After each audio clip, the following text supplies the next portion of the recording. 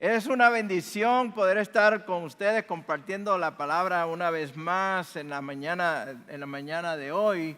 Y continuamos con el tema de este mes. En el mes de julio vamos a estar compartiendo con ustedes una serie de estudios bíblicos, de mensajes basados o titulados La hospitalidad radical, expresando el amor extremo de Dios. Y mientras preparaba este estudio bíblico durante la semana, que realmente ha sido de gran bendición para mi vida y espero que sea de bendición para la vida de cada uno de ustedes, llegaba a mi mente de una forma bien vívida, bien clara, una experiencia que tuve hace años atrás, cuando visité una iglesia muy reconocida, muy llamativa, una iglesia muy grande en el norte de Dallas.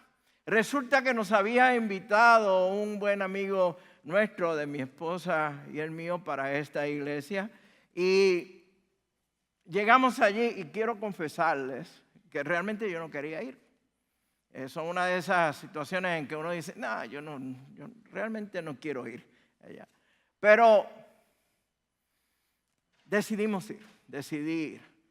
Y nuestro amigo nos recibió con mucho calor, pero cuando nos presentó a este otro hermano, a este otro caballero, a quien yo no conocía, mi esposa tampoco conocía, este hombre se me acercó, me alcanzó y mi hermano, le confieso que me dio un abrazo, de esos abrazos de oso bien fuerte, que prácticamente me levantó del piso. Así que se pueden imaginar lo grande y fuerte que era este hombre, porque para levantar toda esta belleza de cuerpo del piso, pues se necesita, ¿no? Y para mí fue bien extraño. Y mientras me abrazaba, porque no me soltaba, yo creía, aquí me asfixia este hombre. Decía, ¿qué mosquito le habrá picado a este hombre esta mañana? Mientras me abrazaba me decía, Rafi, qué bueno que estás con nosotros.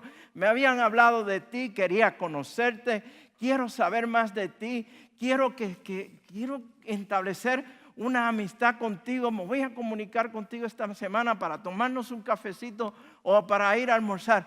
Vente que tengo ya un asiento reservado para ti. Yo no quería yo no quería ir allí. Yo le dije, no te preocupes, yo me siento aquí a la parte de atrás de la iglesia. No sé por qué las veces que yo he ido a un sitio que quiero sentarme a la parte de atrás, termino al frente, ¿no? Me dice, no, vente que tengo un asiento para ti. Y definitivamente me agarró del hombro y nos llevó y nos sentó al frente. Y me dice, este asiento era para mí. Estaba designado para mí, pero ahora es tuyo. Quiero que te sientes aquí. Quiero compartir contigo. Esa experiencia, hermanos, impactó mi vida, impactó ese momento grandemente y todavía lo recuerdo como si hubiese sucedido esta mañana. De gran impacto, y al mirar hacia atrás puedo ver que este hombre, este hermano estaba demostrando una hospitalidad radical, estaba expresando el amor de Dios para conmigo. Y al mirar esto y al ver el pasaje bíblico que vamos a ver o estudiar en la mañana de hoy, si esto causó impacto en mi vida, mayor impacto tiene que haber ocurrido en la vida de este hombre que vamos a ver en este relato bíblico.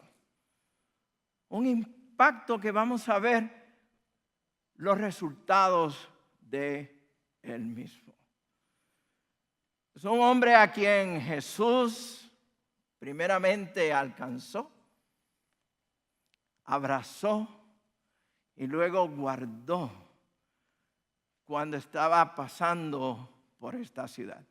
Y les invito a que abran sus Biblias, les invito a que busquen en su aparato electrónico y bajen su Biblia en el Evangelio de Lucas, capítulo 19, los versículos del 1 al 10. Y aun cuando no lo vamos a leer así versículo por versículo, voy a estar relatando sobre el mismo, voy a estar hablando sobre el mismo. Lo que quiero es que ustedes se ubiquen en ese pasaje bíblico y se estacionen ahí y marquen ese pasaje bíblico. Lucas, el Evangelio de Lucas, capítulo 19, los versículos del 1 al 10. Y nuestra historia bíblica, nuestra narración bíblica, nuestro relato bíblico de esta mañana, este estudio bíblico, es interesante porque comienza o se desarrolla en una ciudad llamada Jericó. Y es importante saber que el médico Lucas, es bueno ver que el médico Lucas, quien escribe este evangelio, una vez más vuelve a enfatizar en este relato esta ciudad de Jericó. Ya anteriormente en unos pasajes, en unos versículos anteriores, si ustedes lo quieren mirar rapiditamente, pueden ver que Lucas dice que cuando entrando Jesús a Jericó, allí se encontró con un ciego y le recobró la vista, le devolvió la vista. Y aquí vuelve a traer el tema y dice, y estando Jesús en la ciudad de Jericó, y continúa el relato. Y nos preguntamos, nos debemos de preguntar cuando leemos la Escritura, ¿cuál es la importancia? ¿Por qué Lucas vuelve a mencionar a Jericó? Miren, hermanos, déjenme compartir con ustedes esto. Jericó era una de las ciudades más prósperas, más fructíferas, más productivas y más ricas en aquel tiempo en el territorio de Israel. De hecho, el historiador Josefo, y aquí vamos a hablar de esta, no se me duerman todavía, es temprano, hablar del historiador Josefo. Josefo nos dice lo siguiente, describe a la ciudad de Jericó como la región más fructífera de Judea y la llama como una región divina. Divina, estas son palabras del historiador Josefo. Y continúa hablando y nos describe de la ciudad de Jericó y nos habla del palacio real que había allí. Nos habla de un hipódromo que había allí, de la piscina de la ciudad, de edificios hermosos y cómodos. Pero también resalta el historiador Josefo de esta ciudad de Jericó y habla de sus ricos dátiles, la fruta de dátiles, la fragancia de sus rosas y la excelencia de su bálsamo. La ciudad estaba en una ubicación geográfica estratégica, ya que por ahí se daba un comercio increíble. Era una ruta comercial grandísima y era el lugar favorito para comerciantes, políticos, personas de importancia, príncipes, reyes de otras naciones que se daban cita en Jericó. Y por su riqueza, por su economía, por la prosperidad que había en esta ciudad, también era el lugar ideal para la recaudación de impuestos. Y aquí está la parte difícil, porque todos queremos disfrutar de las ganancias y todos quieren disfrutar de los beneficios, pero nadie quiere pagar los impuestos, ¿verdad? Salimos del día 15 de abril y salimos de esto, pero ya estamos pensando en que alguien nos va a cobrar impuestos nuevamente. Aquí está sucediendo lo mismo. Era un lugar favorito para la recaudación de impuestos. De hecho, en el territorio de Israel habían 3 lugares de recaudación de impuestos de gran importancia. Uno estaba en el área norte de Israel, en la ciudad de Capernaum. La otra estaba en el área hacia el mar Mediterráneo, en la ciudad de Cesarea. Y esta en Jericó, siendo la de mayor recaudación de impuestos. Por lo tanto, para el Imperio Romano era una ciudad de suma importancia. Y ahí encontramos a Jesús ya entrando en esta ciudad. Pero no solamente vemos que Jesús está entrando en esta ciudad, sino que ahí vemos a un hombre que se llama Zaqueo. Tal vez muchos de ustedes han escuchado la historia de Zaqueo y tal vez ustedes se acuerdan de la escuela dominical cuando eran niños o los jovencitos de la historia de Zaqueo. Zaqueo, el nombre de Zaqueo, significaba puro, justo, pero su nombre no iba con él. El nombre de Zaqueo de significar puro y justo, realmente no iba con la personalidad o el estilo de vida o la forma de vida de Zaqueo. Es como tratar de decir que mi nombre Rafael significa hombre guapo y elegante. No iría conmigo, ¿verdad? Aunque hay alguien que lleva cerca de 38 años diciéndome que yo soy el hombre más guapo y elegante en su vida, ¿verdad, mamá? ¿Verdad que sí? Amén. Amén. El nombre de Zaqueo no iba con él, de ser justo y de ser puro. Su nombre no se acomodaba a esta persona, a este hombre. Pero la palabra también nos dice, si usted continúa leyendo, nos dice que él era supervisor de ¿quiénes? De los publicanos. O sea, este hombre era el supervisor de aquellos que recaudaban los impuestos, de aquellos que estaban levantando, que cobraban impuestos para luego llevárselo al Imperio Romano, entregárselo a Roma. Él era el supervisor de ellos. Zaqueo era el papá de los tomates en esa región de Jericó. Él era el jefe de los jefes, el mero de los publicanos. Estaba sobre todos y cada uno de ellos en una región, acuérdense que se lo mencionó anteriormente, fructífera, donde había mucho dinero corriendo. Por lo tanto, la recaudación de impuestos era cada vez mayor. Pero no es solamente el hecho de que el nombre de Zaqueo no iba con él, sino que también su función, su trabajo era detestable. Para los judíos en aquel tiempo, los publicanos eran traidores del pueblo judío. Eran rechazados, eran odiados, no podían verlos. Y este hombre era el supervisor de ellos. Así que imagínense en la posición en que se ocupaba Zaqueo. Mi nombre no va conmigo. Además, soy el jefe de todos estos que están aquí, que cobran impuestos, que no nos quieren ver. Las cosas no han cambiado mucho con los cobradores de impuestos, ¿verdad? Pero no los pueden ver, nos consideran traidores porque estamos recaudando dinero para dárselo al Imperio Romano. Pero no era solamente la recaudación de impuestos lo que se daba aquí, sino que recaudaban por encima o más de lo que tenían que recaudar.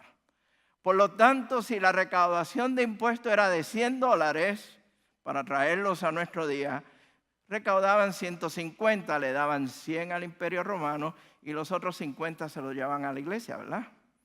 No. ¿Qué hacían con los otros 50? Iban para el bolsillo de ellos. Y así iban recaudando dinero.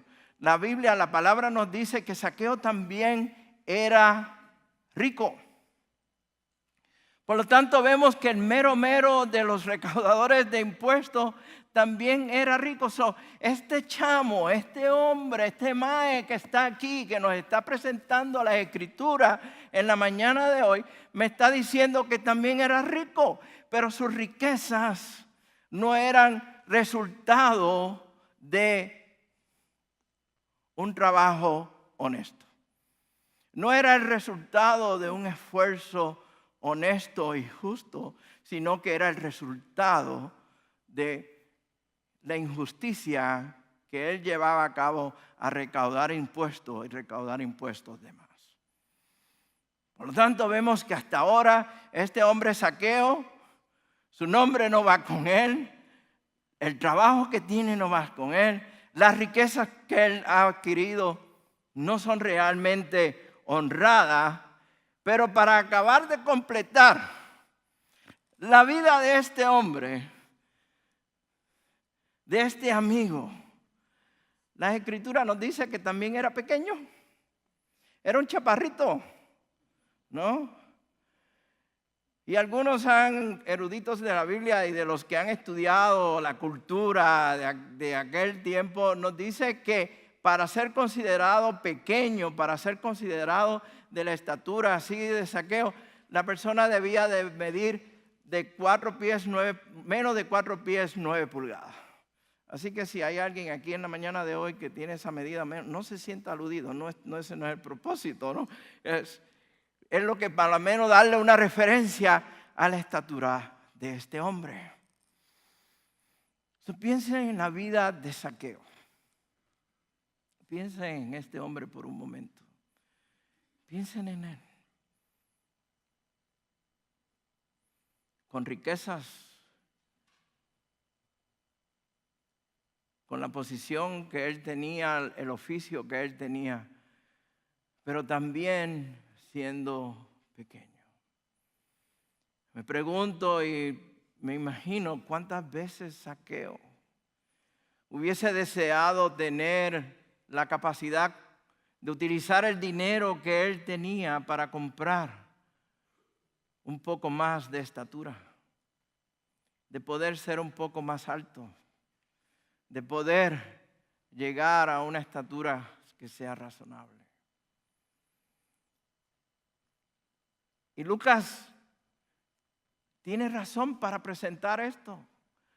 Tiene toda la razón para darnos estos detalles de este hombre Zaqueo, de decirnos que era el supervisor de publicanos, era rico y era pequeño, porque va a desarrollar alrededor de eso y de la ciudad donde esto se da lo que está por acontecer en la misma vida de Zaqueo.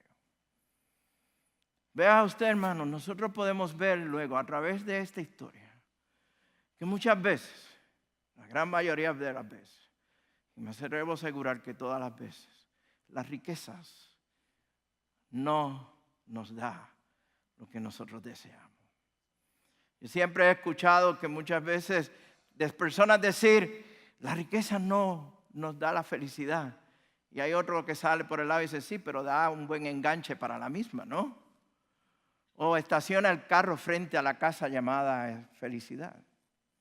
Me pregunto si realmente es así. Y vemos a este hombre Zaqueo con estas características. Y si continuamos leyendo el pasaje bíblico, si continuamos leyendo lo que Lucas nos dice, vemos que Zaqueo se metió en medio de la multitud para ir a ver a aquel hombre llamado Jesús. Y mi pregunta es, ¿qué tenía que estar haciendo Zaqueo en ese bullicio, en esa multitud?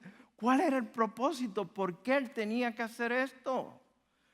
Rico, supervisores de publicanos, pequeño, meterse en el medio de una multitud y encontrarse con personas que lo odian, que lo detestan, que es poner su misma vida en riesgo, en peligro, de que allí mismo alguien aprovechara la situación y le diera un buen golpe a Zaqueo. Pero él iba buscando a alguien. Él quería ver a alguien que había entrado a la ciudad de Jericó. Tal vez ya Zaqueo había escuchado de este hombre. Tal vez ya Zaqueo había escuchado de cuando Jesús, entrando a Jericó, le recobró la vista a un hombre llamado Bartimeo.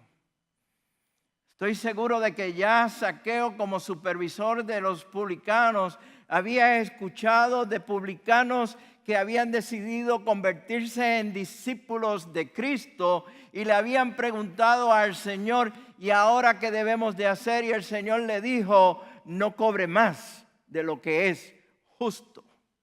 Tal vez había escuchado de cuando un hombre llamado Leví, que es luego Mateo, que era publicano, se convirtió en discípulo de Cristo y dejó su oficio. Y quería saber quién era este hombre. Tal vez él quería saber quién es este hombre que está quitándome mis empleados, ¿Quién es este hombre que le está diciendo a ellos no cobren más de lo que es justo? Me va a quitar de mis riquezas, me las va a quitar a mí también. No sabemos realmente cuál era la motivación. La podemos ver hasta ahora, no sabemos cuál era, pero la podemos ver después. Pero la palabra nos dice que Zaqueo salió corriendo frente a la multitud. Y usted va a pensar, el buen lector que lo lee dice, mira qué bien, estaba tan interesado en ver quién era este Jesús que salió corriendo. Y lo interesante de este pequeño detalle, hermano, que Lucas nos ofrece de que salió corriendo, es que en aquel tiempo, para un hombre rico, un hombre de la posición de Zaqueo, no corrían. El correr para ellos era una ofensa. Se veía mal de parte de ellos. No presentaban una imagen de ella. ¿Se acuerdan de la parábola del hijo pródigo? Cuando el hijo regresa, ¿qué es lo que hace el padre? Lo espera en la casa y le dice, ay, qué peste de cerdo tiene, hombre, vete a bañarte primero. No, ¿qué fue lo que hizo? Salió corriendo hacia su hijo. No se esperaba eso de una persona rica, ni siquiera de una persona mayor y grande. Y Zaqueo sale corriendo y se sube a un árbol. Porque era de pequeña estatura. Quería ver mejor a este hombre llamado Jesús. Y se sube a un árbol llamado sicomoro o de sicomoro.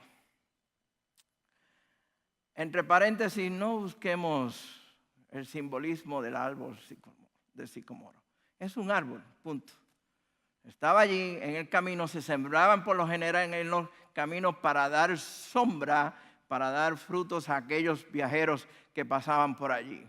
No hay que ir más allá de lo que el relato bíblico nos dice, solamente el hecho de que Zaqueo se subió a aquel árbol.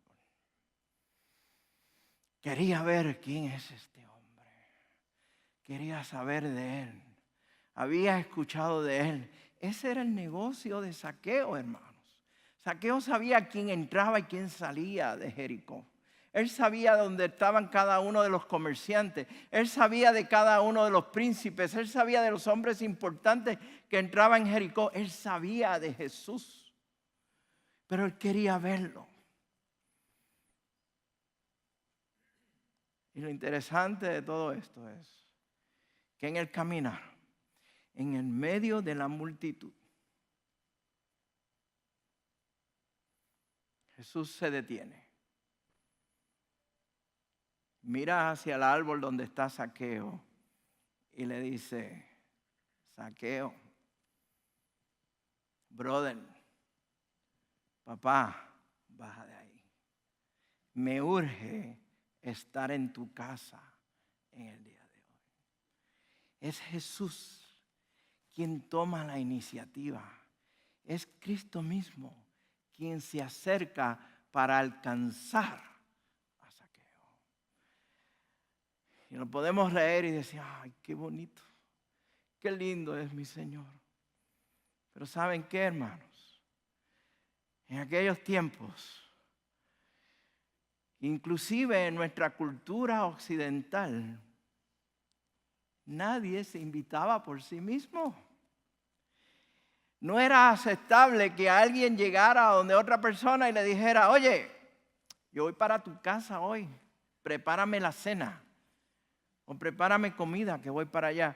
Era el dueño del hogar, era el dueño de la casa que hacía la invitación a esa persona y lo recibía en su casa y le daba hospitalidad en su casa. Y vamos a estar hablando de esto en algunos domingos más tarde.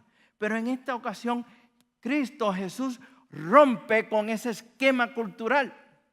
Él lo rompe con esa barrera y le dice, Zaqueo, baja de ahí porque me urge ir a tu casa hoy. Me es necesario, me es importante, tengo que llegar a tu casa hoy. Nuestra cultura occidental no acepta tal cosa, ¿verdad? ¿Cómo usted se sentiría Si luego del servicio yo me acerco donde usted le digo, oye, me hace falta ir a visitarte esta tarde, ¿me puedes preparar alguna comida para mí? Y by the way, lo que quiero es un arrocito con gandules y un cerdito asado con unos patacones por el lado y tal vez entonces me das un cafecito y unos panecitos. ¿Cómo usted se sentiría, no? Adiós, ¿y qué le habrá picado a Rafi hoy? Que ahora también quiere ir a casa. Pero en aquel tiempo tampoco era aceptado. Y Jesús rompe con ese esquema. Demuestra una hospitalidad radical. Ahora no me malinterpreten, hermanos. Yo no estoy predicando en el día de hoy de que ahora vayamos a hacer eso, de que tan pronto se acabe el servicio. Entonces usted venga donde mí y me diga, Rafi, ¿me voy a ir a tu casa hoy? Me dijeron que te mudaron para allá, para Princeton, y entonces pues yo quiero ir a ver a tu casa, y a la misma vez me han hablado del cafecito puertorriqueño que tú haces que me gusta, que es muy bueno, y hay unos panecitos. Me voy a ir a tu casa, Rafi. Bienvenidos son. Pero con tiempo, ¿no? No. Jesús rompe con este esquema. Y lo lindo es que Zaqueo, recibe ese llamado con gozo. Y baja de aquel árbol y recibe a Jesús en su casa. La Escritura no nos dice, la Biblia no nos dice si Zaqueo era casado o no. En mi imaginación, y ustedes que ya, muchos de ustedes que me conocen y han tomado clases conmigo, me han escuchado predicar, saben que mi imaginación va corriendo más rápido, ¿no? Yo me imagino si Zaqueo era casado, lo que hubiese pasado en el hogar, en la casa de Zaqueo cuando Zaqueo llegó y le dijo a su esposa lo siguiente: vieja, negrita, mi chula, Zaqueíta, ¿sabes qué? Tenemos visita, prepara comida, que tenemos una visita. La esposa debió de haber rápidamente salido y decir, ay, Zaqueo, ¿de verdad? ¿Pero y qué? ¿No eres tú el jefe de esta casa? ¿No eres tú el que manda en esta casa? ¿No eres tú el que tiene la autoridad en esta casa? ¿No eres tú acaso un supervisor? Y ahora vienes y alguien porque decidió venir a tu casa, tú le abras las puertas. ¿No eres tú el que manda en esta casa? Y yo me imagino a Zaqueo diciéndole, mi amorcito, mi beba preciosa, mi linda, hasta ahora yo mandaba en esta casa. Pero de ahora en adelante aquí quien manda es Cristo Jesús. Amén. ¿Cuántos de nosotros quisiéramos y poder decir esas mismas palabras que me estoy imaginando? Y decir en nuestras casas, aquí yo mandaba, pero ahora aquí manda Cristo Jesús. Esta casa es su casa. Y Zaqueo abrió su casa. La Escritura no nos dice qué hablaron. No nos dicen qué tema conversaron, pero sí nos da un detalle muy importante. Y es que luego de haber conversado, luego de compartir, luego de tener ese tiempo de hospitalidad, de repente el huésped, Zaqueo, se convierte en el huésped de esa casa. Zaqueo es el invitado de esa casa y Cristo es el anfitrión. El Señor es el anfitrión. Y Zaqueo se levanta y confiesa y decide dar para atrás lo que había cobrado de más. Y decide también dar aún más a aquellos a quien él había ofendido. Y hay unas palabras que el Señor pronuncia. Cuando dice, verdaderamente la salvación ha llegado hoy a esta casa. Quiero citarlo directamente de la palabra de Dios y estoy leyendo de la versión Reina Valera en el versículo 9. Y Jesús le dijo: hoy ha venido la salvación a esta casa, por cuanto él también es hijo de Abraham, porque el Hijo del Hombre vino a buscar y a salvar lo que se había perdido. Gloria a Dios para eso. Jesús alcanzó a Zaqueo. Jesús abrazó a Zaqueo. Y Jesús guardó, protegió a este hombre, dando salvación a su vida y a su casa. Qué gran ejemplo de hospitalidad. Es un ejemplo de hospitalidad que donde Cristo mismo, Jesús mismo, toma la iniciativa, rompiendo barreras sociales y de estatus y trayendo salvación a la casa, al hogar de Zaqueo. Una vez más, Zaqueo, pensando que él era realmente el anfitrión de aquella visita, de aquel hombre famoso que estaba alcanzando fama, se había convertido ahora en el invitado de la casa, de su propia casa. Es un cambio radical. Cuando Jesús es el dueño de nuestras casas, somos invitados en ella. Pero lo más importante es que ahí hay salvación. Y Zaqueo dio testimonio de esa salvación y dio testimonio de su conversión y dio testimonio de un discipulado que se dio allí mismo en su casa cuando dio para atrás aquello que había cobrado de más. Hermanos, el domingo pasado hablamos que la hospitalidad no es un don.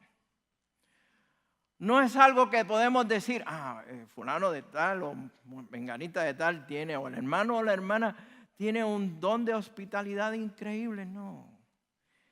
La hospitalidad es un deber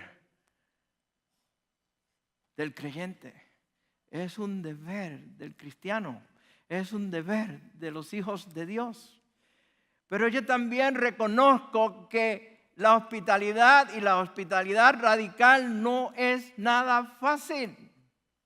No se nos hace fácil hacerlo, por lo tanto, la palabra misma nos dice que debemos de practicar la hospitalidad. En cierta ocasión, un pastor fue invitado a la casa de esta señora a cenar. Y antes de tomar los alimentos, la señora le dice a su niña de 5 años, le dice: niña, ¿quieres tú hacer la oración? Y la niña, viendo que el pastor estaba allí y apenas 5 años, le dice: pero mamá, yo no sé qué decir. Y la madre se le queda mirando a la niña y le dice: pues repite la oración de tu mami en el día de hoy. ¿Tú me escuchaste? Orar. La niña baja su cabeza, cierra sus ojitos y dice: Dios mío, ¿por qué rayos se me ocurrió invitar a cenar a este dichoso pastor en el día de hoy? Estoy seguro que la niña no volvió a orar en esa casa. Y es que la realidad, hermano, no nos engañemos, no es fácil. ¿Cierto? No es fácil. Tal vez podemos entretener. Tal vez tenemos la cualidad de poder entretener a alguien. Yo conozco personas que son excelentes entreteniendo a otras personas a las visitas. Fantástico, con una musiquita de fondo y algunas botellitas de agua en algún lado, ¿no? Y sus aperitivos y comida y un tema que nos hace sentir entretenidos. pero dar esa hospitalidad, ese sentido de pertenencia, de alcanzar, de abrazar y guardar, no es fácil. Pablo en Romanos 12, versículo 13, nos dice claramente: estén listos para ayudar a los hijos de Dios cuando pasen necesidad. Estén siempre dispuestos a brindar hospitalidad. Romanos 12, 13 está bien claro, hermanos. Está claritito, claritito, no hay que buscar nada más. Estén siempre, siempre, siempre dispuestos a brindar hospitalidad. No nos dice cuando usted quiera o cuando usted se sienta bien. Tampoco nos dice con aquellos que a usted le gustaría compartir. Tampoco nos dice, bueno, una vez al mes, sino que nos dice siempre. Es muy fácil, hermanos. Por lo menos en mi opinión. Invitar a alguien de mi casa que tiene tal vez mi propio estilo de vida. O tal vez mi propia manera de hablar. Yo me atrevo a apostar que si yo invito a alguien que no es de mi país en mi conversación, digo, oye, y aquel tipo se puso unos maones, se subió a la guagua y se fue al bayú. La persona que no es de mi país va a decir, ¿y qué rayos está hablando Rafi? ¿No? Pero si es de mi país va a decir, ah, sí, yo sé lo de que tú estás hablando. Es muy fácil poder hablar y tener invitar a alguien que hablamos el mismo idioma, aunque sea el español. Nuestro estilo de vida piensa igual que yo, vista igual que yo. Pero aquel que no cuadra con mi estilo de vida, ¿cómo lo invito? ¿Cómo yo invito a un saqueo a mi casa? ¿Cómo yo invito a alguien que choca conmigo, que me cae pesado, que me cae gordo, que ni siquiera el perfume que usa me gusta? Qué exagerado, ¿verdad? ¿Cómo? ¿Cómo llego hacia eso? Y es que el Señor nos llama a extender esa hospitalidad radical en nuestras vidas. Nos está llamando a hacer eso y nos está llamando a practicarla. Para llevarla a cabo hay que practicarla. Esto no se da de la noche a la mañana, hermanos. En el área de Austin, hace alrededor de 4 años atrás, una señora llamada Christine, de apellido Shell, que le encantaba entretener gente en su casa, creyente, cristiana. Invitaba a gente a su casa, ya sea para hacer un barbecue o un estudio bíblico, o solamente para compartir. Se encontró con este versículo de Romanos 12:13. Y el versículo impactó su vida. Y ella decía, ¿cómo yo voy a llevar a cabo esto? Señor, tú me estás diciendo que practique la hospitalidad, pero no sé cómo lo voy a hacer. No sé cómo voy a comenzar a practicar la hospitalidad.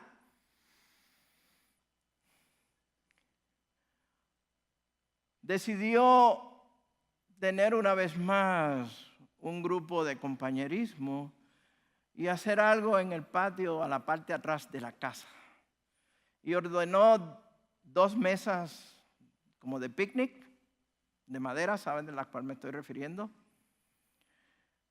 Para ponerla a la parte de atrás de la casa y tener sus invitados y recibirlos allí.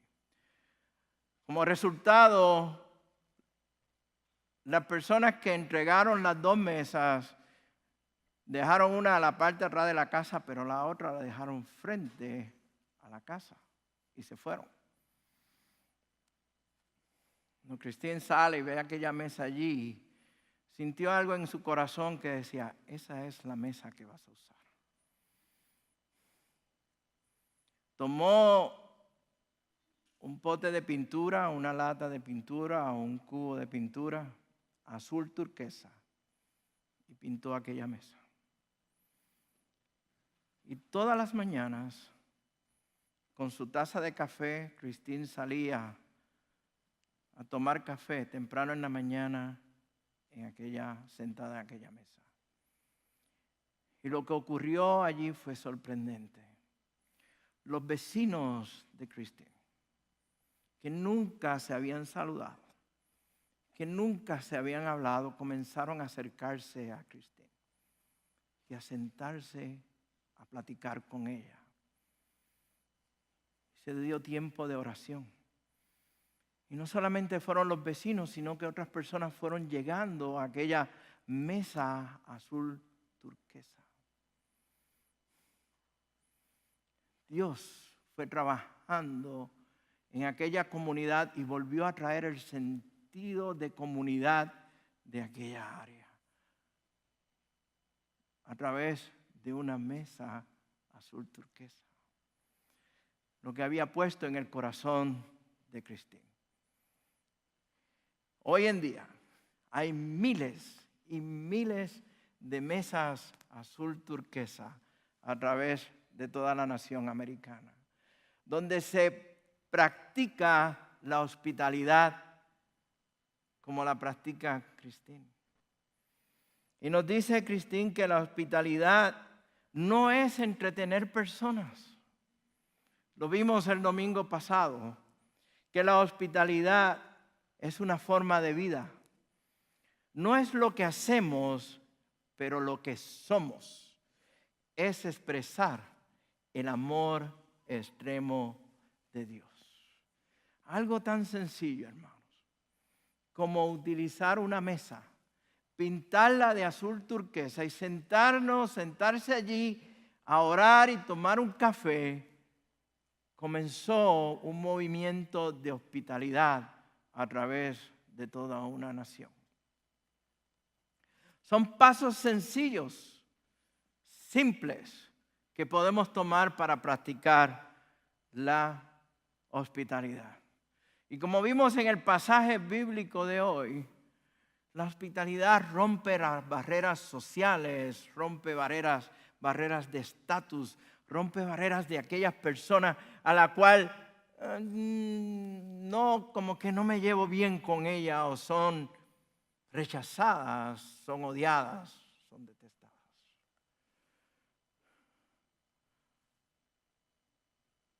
En una ocasión, este hombre decidió visitar una iglesia grandísima en su pueblo, una llamada Mega Church, una iglesia mega. Estaba ubicada en una de las áreas de mayor recursos económicos en su ciudad. Este era un hombre de las afueras de la ciudad, humilde, pobre, escasos recursos, pero él quería ir allí. Sus amigos le dijeron: no vayas, no vayas, no debes de, tú no eres de ellos, no eres de esa gente, tú no eres de esa clase. No, yo quiero ir. Y un domingo por la mañana decidió y fue. Por la tarde lo llamaron los amigos, le dijeron: oye, ¿cómo te fue? Pues fíjate, la iglesia es preciosa, grandísima. El santuario es grandísima, acomoda cerca de 10,000 personas, fíjate. El coro es increíble, la banda parece una orquesta filarmónica, es grandioso eso. Y uno de los amigos le dice: oye, pero ¿alguien habló contigo? ¿Alguien se acercó a hablar contigo? Y él, muy apenado, le dijo: sí, solamente una persona vino a hablar conmigo. ¿De verdad? ¿Y qué te dijo? ¿Qué te expresó cuando te vio allí? Pues se acercó donde yo estaba sentado y me dijo: esa silla es mía. Yo me siento ahí todos los domingos. Hazme el favor, te levantas y te sientas en otro lado, ¿ok? Fue la primera y la última vez que él fue. Hermanos, aun cuando yo uso esto como una ilustración, esto que le acabo de contar, la realidad es que esto sucede en nuestras iglesias hoy en día. Yo tengo compañeros de estudios, pastores, que han experimentado el dolor, el sufrir de invitar a personas y cuando va a buscarlo no se encuentran esas personas y se han ido porque alguien le ha dicho, esa es mi silla. Y yo siempre me siento ahí todos los domingos, tú tenías que saberlo cuando es una visita. Esta es la casa del Señor. Aquí nosotros no tenemos silla. Yo sé que nosotros somos de hábitos. Por lo general usted me encuentra más o menos por esta área y hoy me encontró más o menos aquí. Y mi esposa me dice, ¿qué tú haces aquí sentado en esta mañana por acá? ¿No? Pero la realidad es que no, aquí quien manda es Cristo. Las sillas son de Él. El santuario es de Él. La gloria es para Él, ¿no? La honra es para Cristo. Amén. Amén. Ese aplauso es para el Señor.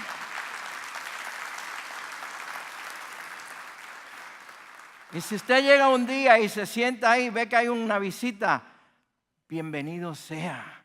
Qué bueno que estás ahí.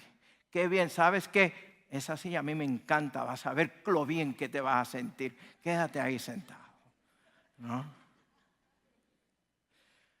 No se me enoje. Si total lo que se enojan son los pasteles y los tamales.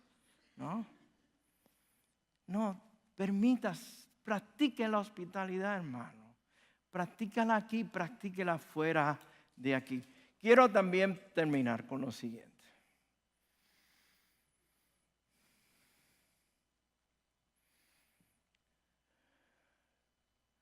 Juan hace un llamado a una iglesia en su tercera carta y habla de una persona en ella.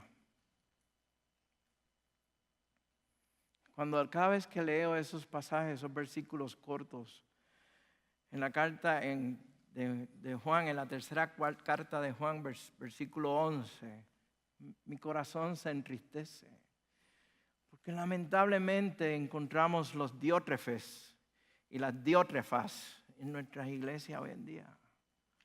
Encontramos aquellos que no quieren recibir a los hermanos en su iglesia. Y si aquellos otros quieren decirle, mira, no, vamos a invitarle, los expulsan de la iglesia también. La iglesia es la casa del Señor. No es mi casa ya, es su casa. Tengan cuidado y no caigamos en el mar. Y vamos a seguir lo que Juan nos dice en el versículo 11, cuando dice, no te dejes influir por ese mal ejemplo. Imita solamente lo bueno. Recuerda que lo que hacen lo bueno demuestran que son hijos de Dios. Y lo que hacen lo malo demuestran que no conocen a Dios. Si usted conoce a Dios, usted hace lo bueno. Si usted conoce a Dios, usted practica la hospitalidad radical. Usted extiende la invitación. Usted alcanza, usted abraza, usted guarda a las personas que llegan aquí. Amén. Esta es una iglesia de hospitalidad. Hermano, déjeme decirle algo.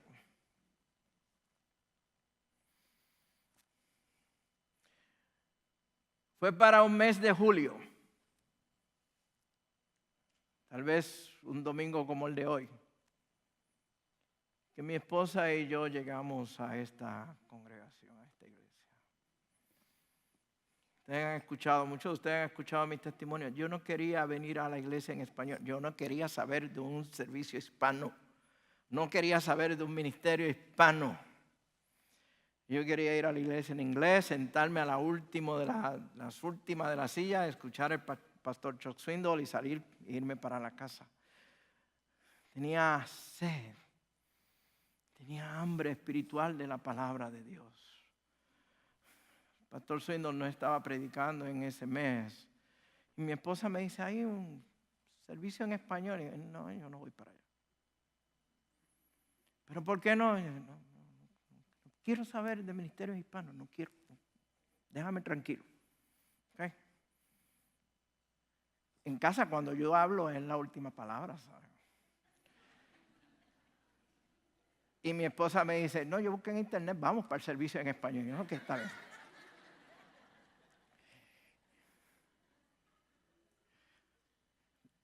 La voz del Espíritu Santo suena como la de mi esposa.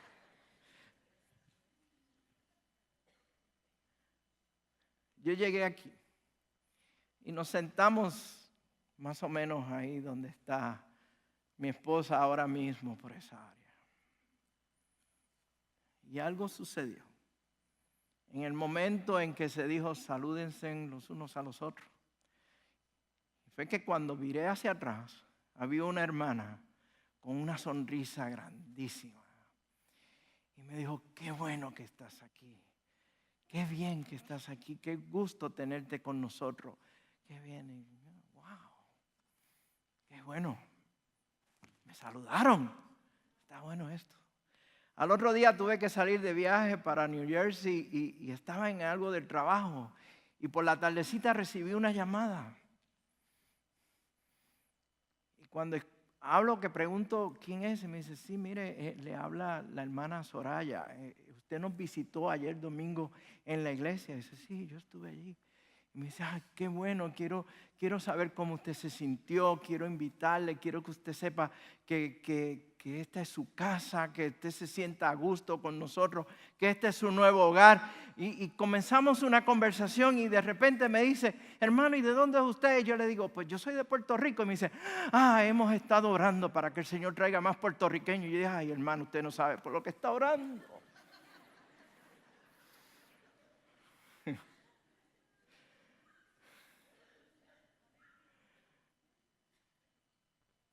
No solamente fue la palabra de Dios,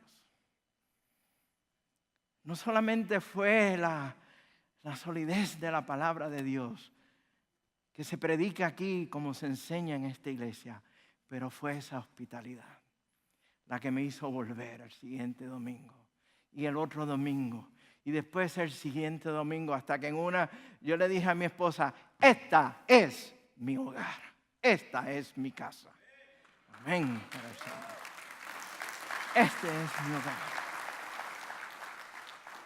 Y aquel que no quería saber de un ministerio hispano, está en un ministerio hispano. El Señor, en su misericordia, se ha dignado en que le sirva solamente a Él. Hermano, rompe barreras la hospitalidad radical, así como lo hizo con Zaqueo, rompe barreras. Practíquela. Vaya a los demás, aquel que usted no conoce, aquel que no es de su país, aquel que habla con un acento raro, hable con él, extiéndale, alcánzale, abrácele, guárdele. Porque usted no sabe si a esa persona que usted está alcanzando, está abrazando y está guardando, la salvación le va a llegar ese día. Usted nunca sabe. Estamos llamados, hermano, a ser hospitalarios. Estamos llamados también a evangelizar y estamos llamados a discipular. Y si estamos llamados a evangelizar, vamos a practicar la hospitalidad radical. Vamos a expresar el amor extremo de Dios, evangelizando y llevando la palabra de Dios a aquellos que no le conocen, sin importar quiénes son. Y si estamos llamados para discipular a otros y hacer nuevos discípulos, vamos a hacerlo a través de la hospitalidad radical. Vamos a invitarlos a ser discípulos, a hacer un discipulado 1 a 1, 2 a 2, de manera tal de que podamos hacer discípulos para que ellos hagan otros discípulos. Vamos a hacer una iglesia de una hospitalidad radical donde nadie camina solo. Amén. Amén. Y son los pasos que debemos de dar. El Señor nos llama a esa hospitalidad radical. El mejor ejemplo lo tenemos en Cristo Jesús. Durante los próximos domingos estaremos viendo algunos de estos ejemplos y continuaremos predicando sobre la hospitalidad radical. Quisiera pedirle que al finalizar el servicio, yo reconozco y sé que tal vez algunos de ustedes tienen compromisos, pero toma un tiempo para alcanzar a alguien. Sálgase, como dice nuestro hermano Magdiel, salga de su grupito, ¿no? Y salga a saludar a alguien, a abrazar a alguien, a conocer a alguien, a ofrecer hospitalidad radical. me acompañan en oración. Nos ponemos de pie y le voy a pedir entonces al grupo de adoración que se acerque mientras estamos en esta oración. Padre amado, gracias, mi Dios. Gracias por tu palabra, mi Dios. Gracias por el mensaje, mi Dios. Gracias por lo que tú nos enseñas, Señor amado. Mi Dios, ante ti estamos, mi Dios, y reconocemos que en nuestras vidas deben de darse cambios internos, transformación interna, mi Señor, que debemos de dar el primer paso, Padre, para comenzar, para practicar esta hospitalidad radical, para demostrar tu amor extremo, Señor. Padre, te pido grandemente una bendición muy especial sobre esta iglesia. Dios, sé con ellos. Que tu amor, mi Dios, fluya a través de cada uno de nosotros. Que tu Santo Espíritu nos mueva, nos lleve, mi Dios, a alcanzar, a abrazar, a guardar a aquellos que aún no te conocen, Señor. Que nuestra iglesia, mi Dios, sea reconocida no solamente por nuestra enseñanza, por la enseñanza bíblica, mi Dios, pero también, mi Dios, por una calurosa hospitalidad radical.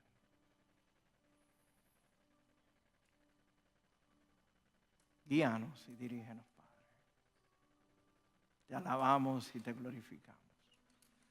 En el nombre de tu Hijo Jesús.